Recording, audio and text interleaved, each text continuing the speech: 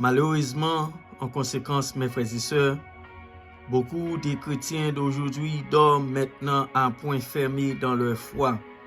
Ils sont endormis parce qu'ils pensent par erreur que la montée de l'Antéchrist n'aurait aucun rapport avec eux.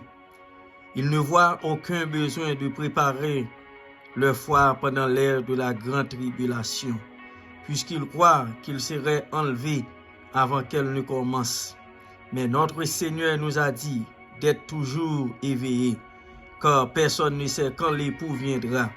Mais, tristement, mes frères et sœurs, ceux qui méconnaissent la parole de Dieu et comptent au lieu de cela sur les enseignements de l'enlèvement pré-tribulation restent profondément endormis. Mais maintenant, c'est le temps de réveiller.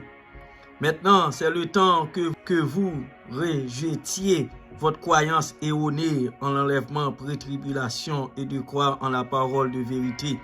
Ni la théorie de l'enlèvement pré-tribulation, ni la théorie de l'enlèvement post-tribulation n'a pas de base biblique, mes frères et sœurs. Vous devez retourner à la vraie parole de Dieu. La parole de l'Apocalypse 6, verset 8 nous dit: donc, j'ai regardé et voyais un cheval pâle, et le nom de celui qui y était assis était la mort, et la l'Hadès le suivait, et le pouvoir leur fut donné sur un quart de la terre, de tuer avec l'épée, avec la famine, avec la mort, et par les bêtes de la terre. Il est dit ici que le nom de celui qui était assis sur le cheval pâle, l'Antéchrist, était la mort, et que la l'Hadès le suivait. Cela signifie que l'Antéchrist est un meurtrier qui mène ses victimes en enfer, mes frères et sœurs.